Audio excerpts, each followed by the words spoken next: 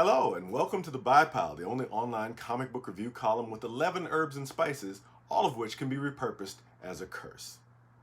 I'm your host, online gadfly Hannibal Taboo, and you can find everything you'd like to know about me here, or on social media here. These reviews for books that came out on June 17, 2020 can also be found on bleedingcool.com and on the iHeartRadio podcast Nerd-o-Rama with Mo Tawala. Are you sitting comfortably? Good. Then I'll begin. Dun dun dun dun, the buy pile. There are 4 sections to the reviews. The first, the titular Buy Pile, is for books so good they demanded to be purchased in the moment, or ones from a series that's been consistently good for more than 3 issues in a row. Let me apologize in advance for mispronouncing any names or any noise you hear in the background. It's not intentional. I'm drunk, and so are all the people in my house. First up, Ludocrats number 2 from Image Comics with a creative team of Kieran Gillen, Jim Rossignol, Jeff Stokely, Tamara Bonvillain, Clayton Cowles, and Fernando Arguello. Wow. Making any narrative make sense is an uphill climb, even sometimes for seasoned creators. But to take an intentionally ridiculous idea and make it wholly clear and understandable while not taking any of the ridiculous out of it, you're setting the game difficulty level pretty high. Luckily, this book is firmly held in the steady hands of professionals. Kieran Gillen, Tamara Bonvillain, names you've seen a lot. The rest of the team aren't exactly slouches, and this, well, Baron Otto von Subterran is quite a figure. His Volstagian proportions are only dwarfed by his deep devotion to being a ludocrat, someone who rules but is never boring. To say he is whimsical would be like calling the Pacific Ocean a puddle.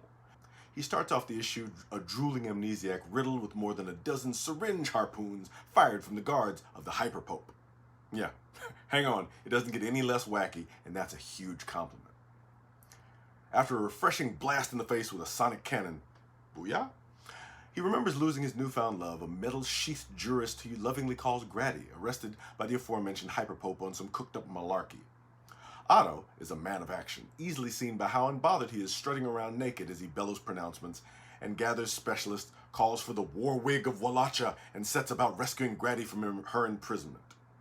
At his side, he has the wildly unflappable Professor Hades, think Janine and Ghostbusters by way of Holtzman's skill set in the Answer the Call version of Ghostbusters.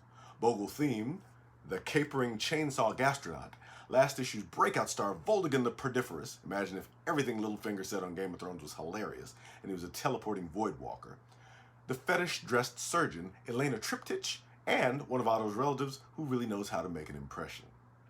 When Otto calls for a map, it's delivered by a cloud of one-eyed bats the size of butterflies. When Professor Hades is being dead serious, she says, "This is a beast with no anus." This issue starts out funny and can have the reader bending over, stifling hearty guffaws by the end of it.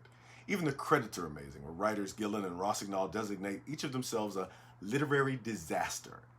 The exaggerated artwork might get lost in the hands of a tyro colorist, but this is Tamara doggone Bonvillain here. So every panel is crystal clear as to foreground and background, every ridiculous story element visually comprehensible and engaging. Please stick around for the surprise on the last page, which prove the larger narrative is moving ahead while this singular adventure comes to its conclusion. As noted, there are professionals at work here. Wow. That rating is buy. Next, we have Changa and the Jade Obelisk, number 1 from MV Media and 133 Art, with a creative team of Robert Jeffrey II, Matteo Illuminati, and Loris Ravina. With a relentless sense of urgency, lushly appointed artwork, and an engaging cast, this new fantasy work makes a bold statement that gives the bigger publishers a run for their money. Here's the gag. In the 1400s, a prince escapes captives who have claimed his family heirloom as part of a magical engine intended to cause mass calamity. Along the prince's path as he escapes with the heirloom is a crew of a merchant vessel calling the east coast of Africa home, including a saucy Ifa sorceress called Panya, the silent warrior with a hero complex called Tuareg, and their captain, Changa Diop, a hugely powerful warrior whose wit is as fast as his fists. From a pure pulp and fantasy perspective, this work is solid freaking gold, with absolutely riveting visuals courtesy of Matteo Illuminati and Loris Ravina. Jeffrey, a graduate of DC's Comics Development Workshop, turns in a script to get Tom Cruise's pulse pumping with all the running and well-executed sword scenes of action. Swords swing, spells are cast, and the easy banter between people who've worked together meshes well with the prim proclamations of a prince who's a long way from home.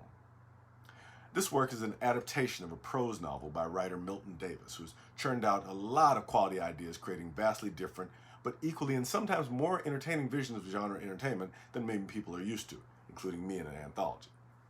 You'll hardly be able to stop yourself from turning the pages as this single issue draws the reader in by focusing on action and character, even though it has yet to make its shadowy antagonist Bahati clear.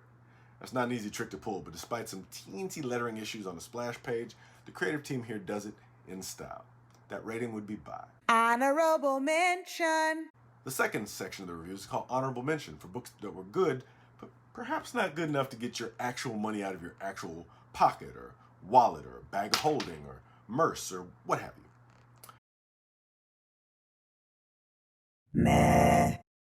Here we have Ironheart 2020 number 2 from Marvel Comics with the creative team of Vita Ayala, Danny Lore, David Messina, Mattia Iacono, and Joe Caramagna. Teenage genius Riri Williams has had to hang up her armor due to the Superhuman Registration Act. The Mutant Registration Act. Kamala's Law, which says teenagers this time are not legally allowed to engage in superheroics. Unfortunately, as part of the Arno Stark-minded crossover happening now, her trusty artificial intelligence, named after a slain friend and called Natalie, Natalie, has gone rogue, stolen the suit, and gone off to seek vengeance on a rogue Stark employee called Andre Sims. Sound familiar? It should. Tony Stark, Arca Dacia, and tons of other people in comics and other media have lost control of the technology behind their power more times than it'd be easy to count, leading to the suits driven by some malfunctioning AI running off and pursuing their own agendas, which almost always end up with more violence than the terms of use should allow. It's an old shtick given a Windy City paint job. As well, there's a lengthy set of moral arguments about whether or not something should happen. Unfortunately, the argument changes next to nothing, and even when it comes to the rights of possibly sentient machines, this issue looks at all that in a very cursory fashion. Writers Vita Ayala and Danny Lore do a good job with the characters, especially letting the supporting character Xavier shine. Even the smarm and snark of the antagonist herein is clear and effective. Unfortunately, literally every idea at the foundation of this book was hackneyed before the turn of the century. There's not enough of a creative lift here to elevate said ideas into something new. So the rating would be meh. Next is Strange Adventures number 2 from DC Comics with a creative team of Tom King, Mitch Gerads, Evan Doc Shaner, and Clayton Cowles. There are a number of odd dichotomies in this work that follow closely the dual nature of its narrative. On one side, Adam Strange lives a life of adventure, seeking to protect Rand from all threats and save his wife and child while performing feats of daring-do. On the other side, Mr. Terrific goes through the paces of his life, athletic training, rigorous study, marksmanship, practice, and generally maintaining his level of excellence.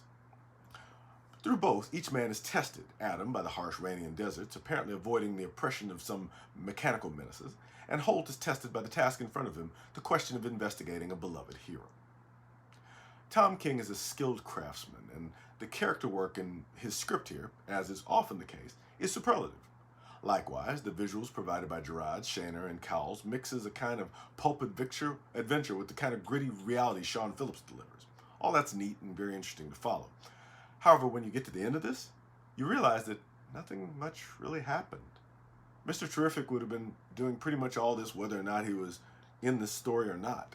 Much of the book is a flashback to Adam Strange's past, which may or may not be a case of unreliable narrator, since the truth is being questioned. The phone conversations are the only thing that happen worth noting, and they sure didn't need this kind of page counter and high-octane production values to get those points across. It doesn't really read like a single issue, but scant pages of an original graphic novel. For the premium cost of a monthly periodical, that does a disservice to the reader. So the good things here are washed out by the challenges. As such, the rating is meh. No, just no. The final section of the reviews is called No, Just No, and is reserved for comics that are abjectly terrible and should not be purchased under any circumstances. I'm happy to report there are no books receiving this dubious honor this week.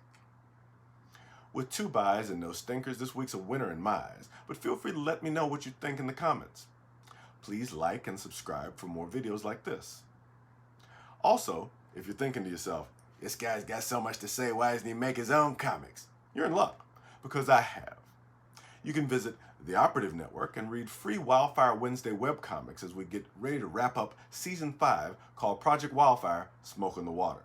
It's free and has a cover by Allison Duckett. She's great. Likewise, please check out my website's video section for links to Taboo Tuesdays, posted on the YouTube channel of my life partner, Michelle Taboo. She's extra great. Again, I'm Hannibal Taboo, and since 2003, this has been The Bye Pile. Thanks for watching.